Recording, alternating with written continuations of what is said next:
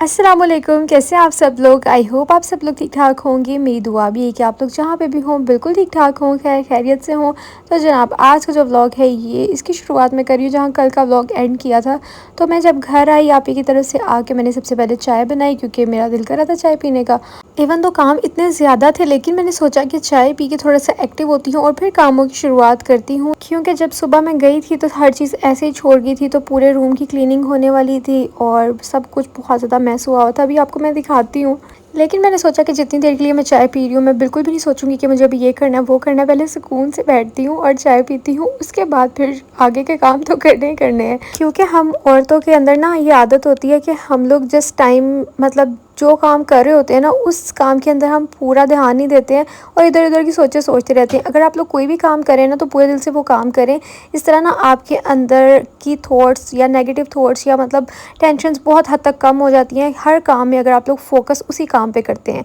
अगर आप लोग तसल्ली से खाना खा रहे हैं तो सिर्फ खाना ही खाएं और इन्जॉय करें कि खाना बहुत मज़े का है। ये ना सोचें मतलब किसी ने क्या कह दिया या इसके बाद आपको क्या करना है। मतलब कोई भी दिमाग में दिल में बातें हैं ना उसको थोड़ी देर के लिए साइड पे कर दिया करें, अपनी हर चीज़ को एंजॉय करके किया करें। तो फिर जब मैंने चाय पी ली उसके बाद तसल्ली से मैं उठी, मैंने सबसे पहले चेंज किया। मैंने सोचा इजी कपड़ों में आ जाती हूँ, उसके बाद फिर काम शुरू करती हूँ।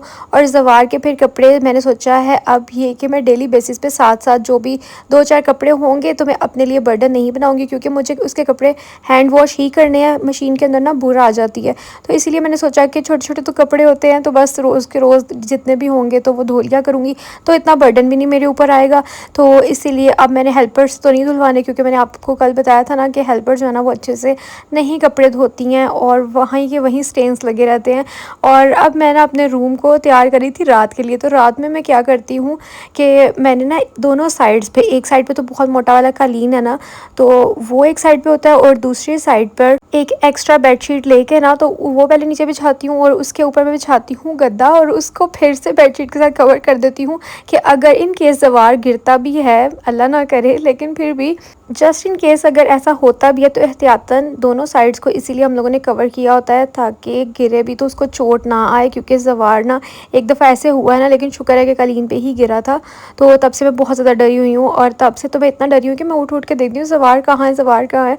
तो इसीलिए मैं फिर रात को जो है ना वो गद्दा बिछा देती हूँ। मैंने कहा ये कब काम आएंगे। और ज़वार का मैंने बेबी कोट भी इसीलिए नहीं लिया था कि रूम में इतनी स्पेस नहीं है, फिर वो रूम बहुत ज़्यादा मैसी मैसी सा लगता है। तो मैं इसी तरह से जो है ना वो रात के टाइम फिर कर लेती हूँ और सुबह के टाइम फिर गद्दा उठा देती हूँ। और जो आप लोग देख रहे थे कि मैंने जो कालीन रखा हुआ है रग जो बेड के आगे उसके ऊपर भी मैं ना चादर से कवर कर देती हूँ। एक्स्ट्रा बेडशीट वगैरह जो होती है जब कभी गेस्ट वगैरह ने आना होता है तो वो मैं रिमूव कर देती हूँ, सिर्फ वो फिर कालीन ही नज़र आता है। क्योंकि वो ना मैंने आप लोगों को कल के व्लॉग में बताया था कि हम लोग वहीं पर अक्सर बैठ के खाना खाते हैं या ज़वार को भी मैं खिलाती हूँ और ज़वार वहीं पर बैठ के टॉयज़ के साथ खेलता है, क्योंकि फिर मुझे ये टेंशन नहीं होती कि बेड पर अगर बिठाया हुआ है तो गिर जाएगा। तो इसीलिए फिर वो मैं उसको कवर करके रखती हूँ ताकि वो गंदा ना हो, क्योंकि कालीन रोज़ रोज़ धुलते नहीं हैं। और बस मैंने फिर अपना रूम सारा क्लीन कर लिया। तो फिर यह है नेक्स्ट डे का व्लॉग। तो नेक्स्ट डे मैं उठ के नाश्ता बना रही थी और आज ना मेरा नाश्ते में पराठा खाने का दिल कर रहा था।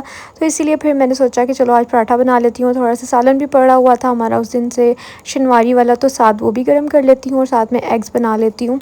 और यहाँ पर जो है ना शदाब ने तो ज़वार को भी कैप्चर किया है क्योंकि वो बहुत ज़्यादा तंग कर रहा था अपनी फूफो के पास। तो इसीलिए फिर हमने उसको जो है ना वो सामने बिठाया हुआ था ताकि वो मुझे देखता रहे और चुप रहे। जब तक मैं उसको नज़र नहीं आती ना तब तक तो वो किसी को भी तंग नहीं करता, लेकिन जब मैं नज़र आ जाती हूँ फिर वो बहुत ज़्यादा तंग करता है। और ना मैं अब सोच रही हूँ कि मैं ना जितना खुद को बिज़ी रखती हूँ ना उतना ज़्यादा मैं अच्छा फ़ील करती हूँ, एक्टिव फ़ील करती हूँ।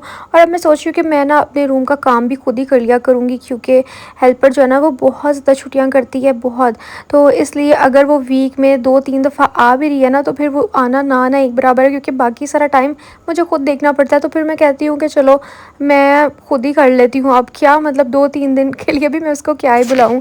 तो इसीलिए एक तो मैं एक्टिव भी बहुत रहूँगी और दूसरा ये कि इंसान जितने अच्छे से खुद काम कर सकता है ना इतना अच्छे से कोई भी नहीं कर सकता। और आजकल ना फिर मेरा बहुत ज़्यादा पराठे खाने का दिल कर रहा है, तो मुझे इस पे कंट्रोल करना पड़ेगा। लेकिन मैंने सुना है कि नाश्ता जो है ना आपको अच्छे से अच्छा शहंशाहों की तरह, बादशाहों की तरह हैवी नाश्ता करना चाहिए और डिनर ना बहुत लाइट करना चाहिए।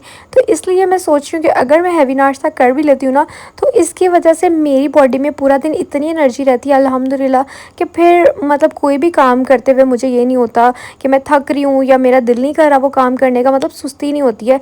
अगर आपने एक बार अच्छे से नाश्ता किया हुआ हो ना, तो आप लोग मुझे ज़रूर बताना कि आप लोग भी ऐसा फ़ील करते हैं जब अच्छे से नाश्ता किया हुआ, कि पूरा दिन आपके अंदर बहुत एनर्जी होती है। और अगर नाश्ता नहीं किया होता ना, तो बहुत लो लो फ़ील करते हैं और आपका पूरा दिन कुछ भी करने का दिल नहीं करता।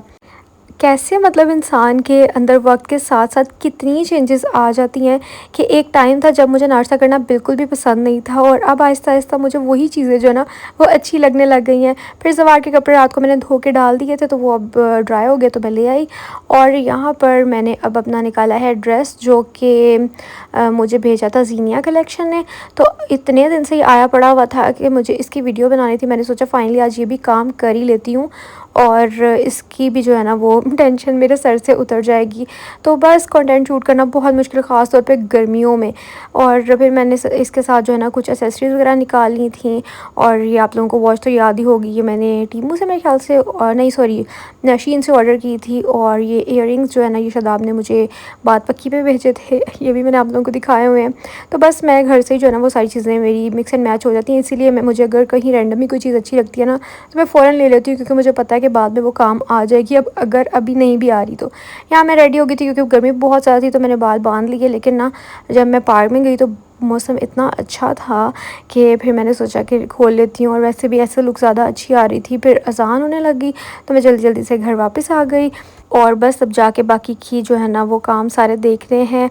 और यहाँ पर ना मुझे ये फ्लावर्स इतने प्यारे लग रहे थे, मुझे ना जापान का साकुरा याद आ गया, इतने ज़्यादा प्यारे लग रहे थे, आप लोग भी देखना। अच्छा, उसके बाद जनाब मैंने आप लोगों के साथ एक गुड न्यूज़ शेयर करनी थी, और वो ये है कि आप लोगों के साथ मैंने ये बैग अपना दिखाया था ईद पे, जब मैंने इसको कैरी किया था। तो सब लोगों ने इतना पूछा, मुझे इतना पूछा कि बैग आपने कहाँ से लिया है, कहाँ से लिया है। मैंने तब इसीलिए आप लोगों के साथ शेयर नहीं किया था, क्योंकि we are still working on it, अभी भी हम लोग इस पे काम कर रहे हैं। तो मैं आप लोगों के साथ प्रॉपर तरीके से शेयर करना चाह रही थी। तो ये जनाब बैग हम लोगों ने इंपोर्ट किए हैं, और अभी मैं आपको दूसरा भी दिखाती हूँ बैग। ये इतने प्यारे बैग हैं, इनकी क्वालिटीज़ बहुत अच्छी हैं। ये इम्पोज्ड हुआ है इसके ऊपर, जो है ना आप लोग देख सकते हैं। और ये आपको पाकिस्तान में अभी तक किसी भी आउटलेट पे, किसी भी वेबसाइट पे, ऑनलाइन वगैरह कहीं पे भी नहीं मिलेंगे। I am 100% sure. अगर आप लोगों ने कोई यहाँ पे इस तरह की क्वालिटी देखी है, तो आप लोग मुझे बता सकते हैं। लेकिन अभी तक मैंने पाकिस्तान में किसी भी वेबसाइट पे, किसी भी शॉप पे ये चीज़ें नहीं देखी हैं। तो ये इतनी अच्छी इनकी क्वालिटी है। ये पाकिस्तानी मेड नहीं है, ये इम्पोर्टेड बैग्स हैं। और अभी जो है ना हम लोग इस पे काम करें, इसीलिए मैंने आप लोगों के साथ अब शेयर नहीं किया। लेकिन मुझे उस पर बहुत ज़्यादा कमेंट है, और अभी भी आते हैं कि आपने वो बताया ही नहीं। You can see the quality of the leather, ये सारी जो है ना आप अच्छे से देख सकते हैं। इसके अंदर स्ट्रैप्स भी हैं, अगर आप इसको मतलब थोड़ा लंबा करके यूज़ करना चाहते हैं। ईच एंड एवरी डिटेल मैंने आप लोगों को दिखाई है इस वीडियो के अंदर अच्छे से।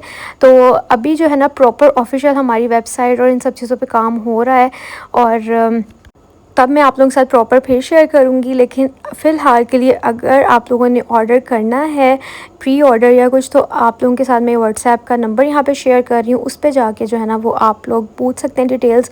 और प्राइसेस आर वेरी रीज़नेबल। आप लोग ये अंदाज़ा नहीं लगा सकते कि इसके पीछे बहुत कम मार्जिन है, क्योंकि इसकी क्वालिटी बहुत अच्छी है, और इसी वजह से इसकी कॉस्ट भी बहुत ज़्यादा है। तो फिर भी हम लोगों ने कोशिश की है कि हम अपनी कॉस्ट में से बहुत कम मार्जिन के साथ जो है ना आप लोगों को ये बैग्स प्रोवाइड करेंगे। तो अभी तक के लिए मैं आपके साथ जो है ना यहाँ पर नंबर शेयर कर रही हूँ, और बाद में जो है ना प्रॉपर डिटेल और हर चीज़ आप लोगों ने दुआ करनी है कि अल्लाह ताला हमें इस चीज़ में कामयाब करे, आमीन।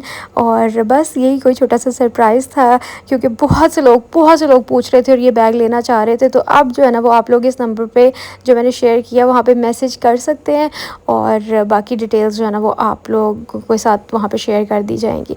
फिर मैं मार्केट आई थी, क्योंकि मैंने बोला कि अब काम जो है ना मैं ख़ुद किया करूँगी, तो इसलिए मैंने फिर ये सारे मॉप और ब्रूम या झाड़ू शाड़ू सारा कुछ लेना था, तो वो लेने के लिए मैं मार्केट आई हुई थी। बाकी आप सब ने बहुत ज़्यादा दुआ करनी है, बहुत ज़्यादा, कि अल्लाह ताला हमें इस चीज़ में कामयाब करे। बाकी जो क्वालिटी वगैरह है उससे आपको कोई शिकायत नहीं होगी, वो 100% गारंटीड है मेरी तरफ से। और आप लोगों को पता है मैं कभी भी गलत चीज़ आप लोगों को सजेस्ट नहीं कर सकती, चाहे वो मेरा अपना काम हो या दूसरा। मैंने कपड़ों का काम तभी छोड़ दिया था जब मेरे साइज़ का इशू आने लग गया था, क्योंकि जिनसे हम लोग ये सारा काम कर रहे थे ना, तो उनकी तरफ से जब इश्यूज़ आ रहे थे तो मैंने नहीं देखा कि मेरा काम कितना अच्छा चल रहा है। आप लोग मुझे अभी तक वो क्वेश्चन करते हैं कि आपने कपड़ों का काम क्यों रोका था। इसीलिए रोका था क्योंकि जिनसे हम लोग कपड़े ले रहे थे, जिनसे बनवा रहे थे, उनके साइज़ में बहुत ज़्यादा इश्यूज़ आ रहे थे, तो मैंने वहीं पे काम स्टॉप कर दिया। आई होप कि आप लोगों को अब कोई शिकायत नहीं होगी। तो अभी मैं चलती हूँ, अपना ख्याल रखिएगा, मुझे तो हमें याद रखिएगा। अल्लाह हाफ़िज़, बाय बाय।